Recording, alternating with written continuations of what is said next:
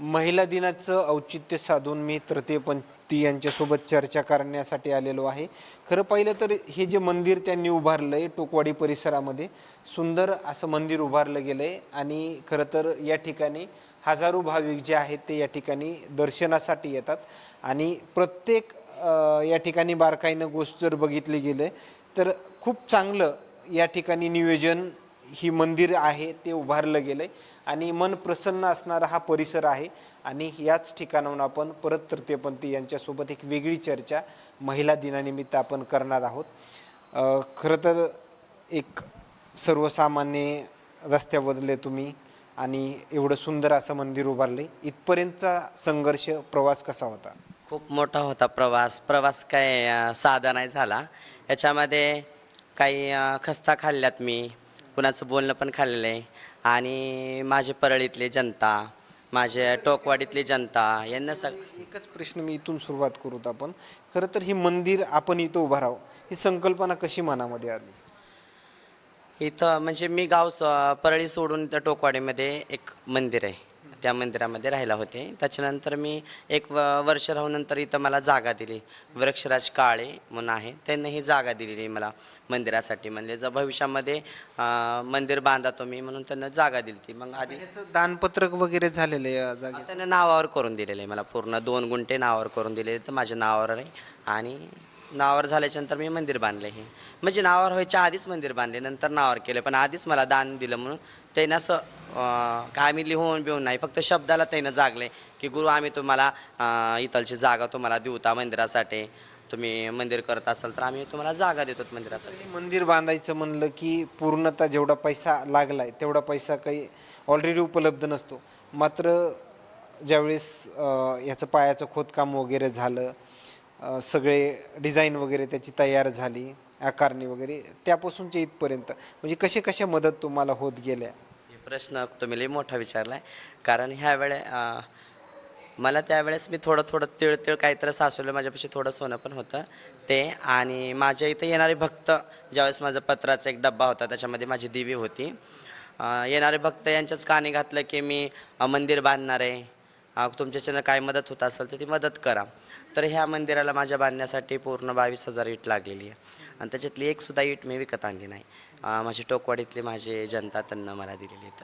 22,000 ईट म्हणजे कोणी 5,000, कोणी 2,000 इटा अशी मदत झाली. पैसे कोणी 5,000 पण दिले, कोणी 2,000 दिले, कोणी 500 दिले, असे घेतले आणि मंदिराच्या कामाला लावलेले आहेत. मग हा भाविकांचा विश्वास जो आहे तो तुम्ही कसं संपादन केला? हे आता 8 वर्ष झालं मी इथे आहे टोकवाडीमध्ये. सगळ्यांशी प्रेमानं वागणं आणि माझी वागणूक सगळ्यांना आवडते. पुन्हा माझी सेवा, मी लहानपणापासून मला परळीमध्ये सगळेजण बघत आले. आज 18 वर्ष होतात मला देवीची सेवा करून. हे वर्ष आता ही चैत्रवारी येते, 3 तारखेला येरमाळ्याच्या येडेश्वरीची जत्रा आहे आता. आणि 18 वर्ष पूर्ण होतात मला ह्या देवीची सेवा करून. त्याच्यामधून तिनं तिच्या ताकदीनं सगळी जनता माझ्यापासून आणलेली आणि हे तिनं घडवून घेतलेलं आहे. तिच्या हातानं बनविलं असं मी म्हणेन देवीच्या. त्याची प्रत्येक बारकाईनं जर लक्ष जर बघितलं तर प्रत्येक गोष्ट एक आकर्षक आहे, एक प्रसन्न वाटणारी आहे. याची डिझाईन वगैरे कुणी तयार केलं होतं असं काही इंजिनिअरच्या माध्यमातून की सगळं नियोजन तुमचंच होतं त्यावरती नियंत्रण?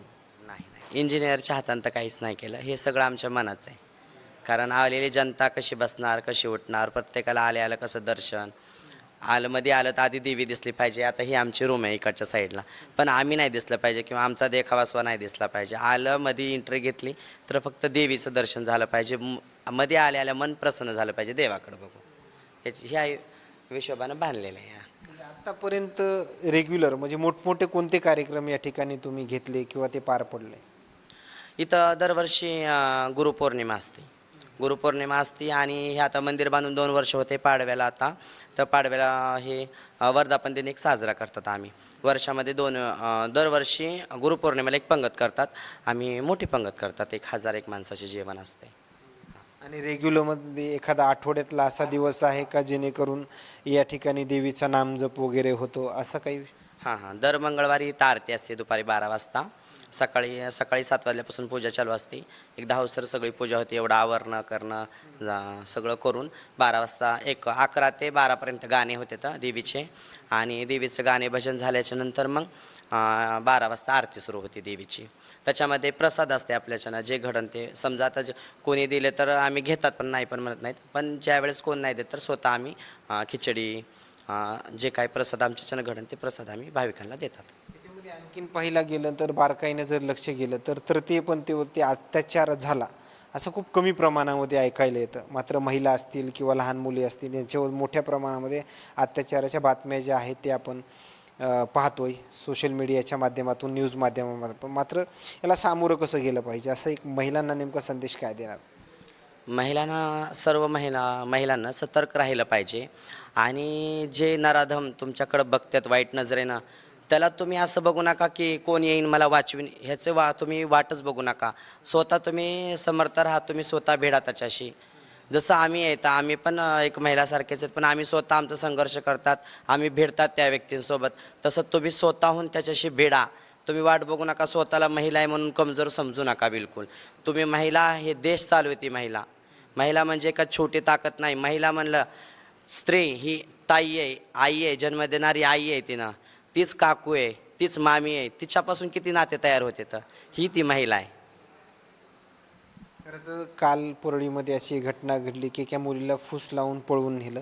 तिचं कुटुंब जे आहे ते काल उपोषण त्यांनी केलं. मात्र त्या प्रकरणावरून कसं पाहिजे, म्हणजे मुलींनी कसं वागायला पाहिजे असं तुम्हाला वाटतंय?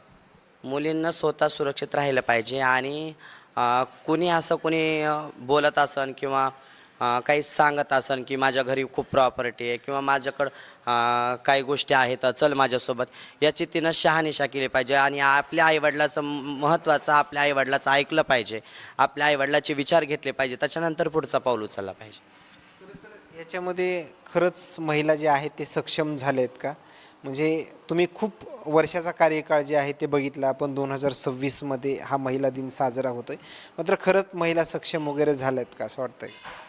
महिला सक्षम होण्याचं मी एक बोलू इच्छिते की ज्या महिला हुशार आहेत, जे एज्युकेशनकडे जात आहेत, त्याने जावं, एज्युकेशन करावं, जे काय आहे ते. आणि बस ह्याच्या पलीकडे काय.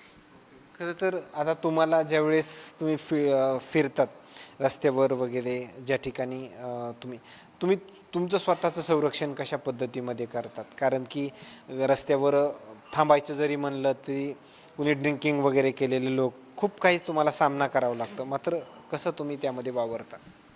आता ते करावंच लागतं ना, कारण आपण जर स्वतः जर सामर्थ्य जर नसलं तर हे जग आपला गैरफायदा घेऊ शकतं. आणि तसं ड्रिंक वगैरे करणाऱ्या लोकांसोबत आम्ही म्हणजे जास्त वादविवाद करतच नाही. कारण आम्हाला पहिलंच कळते की हा ड्रिंक करून आलेला आहे, याच्याशी बोलण्याचा काहीच फायदा नाही. आणखीन एक प्रश्न, खरं पाहिलं तर म्हणजे तृतीयपंथी रागावल्याचे मोठ्या प्रमाणामध्ये व्हिडिओ व्हायरल होतात, आपण ते बघतो. मात्र तो राग कधी येतो तुम्हाला तसा? राग जेव्हा नाही का समोरचा व्यक्ती जर आपल्याला काही बोलला किंवा आपल्या संग छेडछाड केली, काही गोष्टी बोलले फिरले तेव्हा राग येतो.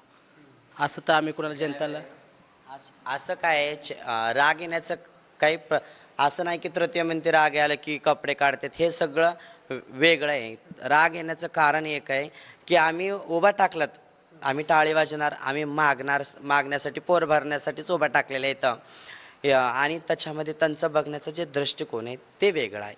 आणि हाताला धरणं, चल बळच, ह्या गोष्टी त्यांच्या चुकत्यात. मग आता ह्यानं मी एक दुसरा व्यक्ती आला आहे ना, हात धरला, तिसरा तिथे येऊन थांबला, त्यानं बघतंय, हे आमचा अपमान होतंय, मग राग येते ना, जीव चिरडत. त्यावेळेस ते काहीतरी गोष्ट वेगळी घडते, भांडण होतं आहे किंवा एकमेकाला काहीतरी बोलणं, मग जीव चिरडून टाळ्या वाजणं. मग हे आता लोकांना काय वाटतं की तृतीयपंथी लोकांपाशी गेलं, काय बोललं तर ते उद्धट वागतेतं, साड्या काढतेतं, कपडे काढतेतं, टाळ्या वाजवतेतं. पण आम्ही स्वतःचं सुरक्षा स्वतः करतात एवढं मात्र आहे. आम्ही भेटतो त्या गोष्टीला. ज्यावेळेस तसा अन्याय तुमच्यावरती होतो, मग त्यानंतर कधी प्रशासनाकडे धाव जर घेतली तर प्रशासन कोऑपरेट वगैरे करतं का नाही तुम्हाला? बाकीच्या ठिकाणचं काय माहीत नाही, पण परळी वैजनाथ या ठिकाणी परळी पोलीस स्टेशनला ते खूप सपोर्ट करतात मला. सगळेजण आहेत का. त्यामध्ये कालच एक विषय होता की एक डॉक्टर आहेत, त्यांना एका कपड्याच्या दुकानात गेले आणि तिथं तृतीयपंथी येऊन थांबले 2, आणि आमची चेले. आणि तिसरा एक आला, त्याला आवाज दिला म्हणून ते कपड्याच्या दुकानात गेले नाही, त्या गाडीपाशी थांबले त्याची वाट बघत. त्या आला, बोलला आणि तिथून ते गेले. त्या डॉक्टर साहेबांना कुठं गाडी लावली त्यांनाच मुळात माहीत नाही. हां, मी त्यांचं नाव नाही घेत आता. त्यांना गाडी कुठं कुठं लावली त्यांना माहीत नाही, पण तृतीयपंथी तिथं येऊन गेले म्हणून त्यांना काय केलं, पोलीस स्टेशनला गेले. ते कधी झालं सोमवारी होळीच्या दिवशी, आणि ते गेले काल शनिवारी गेले आणि म्हणले नाही तृतीयपंथी आहेत ते घेऊ शकतात पैसे. पण ते का घेतील, ते पोलीस म्हणले त्यांना घेतलेलं आहे का, ते म्हणले माझ्यापाशी व्हिडिओ त्यांना दाखवला, ते काय CCTVमध्ये काढलेला. पण CCTVमध्ये कुठंच असा हात लावून स्कूटी बसले पैसे घेतलेले नाही, चावी काढलेली नाही किंवा काहीच नव्हतं त्याच्यामध्ये. मग त्यांना ते त्याची फरियाद पण घेतली नाही, काही नाही, त्यांचं लिहून घेतलं नाही आणि त्यांना वाट लावून दिलं की म्हणले ह्यांचे दिसतच नाही आहे चोरी केलेली, तुम्ही विनाकारण त्यांच्या आळ घेऊ नका म्हणून असे सपोर्ट करतात पोलीस प्रशासन. इथले पोलीस प्रशासन तर आम्हाला सपोर्ट करतातच. आता खरं तर परळी म्हणलं की एक वेगळ्या अँगलनं परळीकडे लोक बघतायत.